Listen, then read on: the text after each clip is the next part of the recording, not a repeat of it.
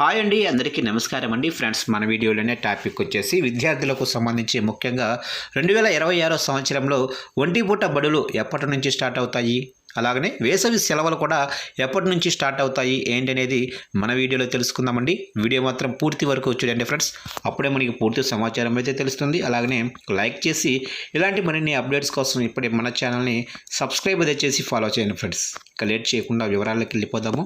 ఇక ప్రస్తుత విద్యా సంవత్సరం చివరి దశకు చేరుకుంది. నిన్న మొన్నటి వరకు చలి వణుకు పుట్టించిన వాతావరణం మెల్లగా వెచ్చదనం అలుముకుంటుంది. ఇక ఉదయం రాత్రి వేళల్లో అప్పుడప్పుడు చలి పలకరించిన రోజు మొత్తంలో భానుడు ప్రతాపం చూపుతూనే ఉన్నాడు. పైగా గత కొన్ని రోజులుగా సాధారణం కంటే ఎండలు కాస్త చురుకు పుట్టిస్తున్నాయి. ఈ క్రమంలో తెలంగాణ రాష్ట్ర ప్రభుత్వం తాజాగా ఒంటిపూట బడులకు సంబంధించిన ప్రకటన వెలువరించింది.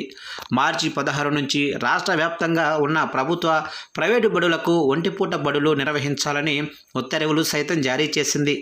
దీంతో మార్చి 16 నుంచి పాఠశాలల టైమింగ్స్ కూడా మారనున్నాయి. ఉదయం 8 గంటల నుంచి మధ్యాహ్నం 12 గంటల 30 నిమిషాల వరకు బడి పని వేళలు మారనున్నాయి.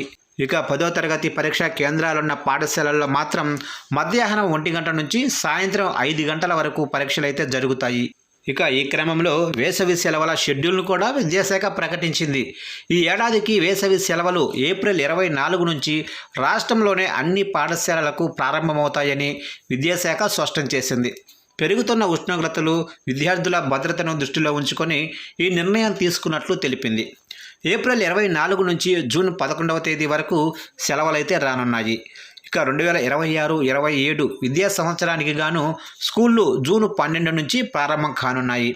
ఇక వేసవి సెలవులు ముందే ప్రకటించడంతో విద్యార్థులు, వారి తల్లిదండ్రులు ట్రైను, బస్సు టికెట్లు బుక్ చేసుకునే పనిలో నిమగ్నమయ్యారు.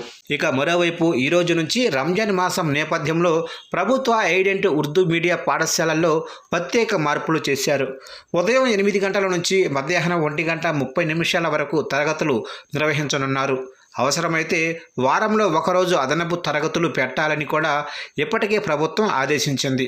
ఉపవాసంలో ఉన్న విద్యార్థులు, ఉపాధ్యాయులు ఇబ్బందులు లేకుండా ఉండేందుకు ఈ మార్పులు అమలు చేస్తున్నారు.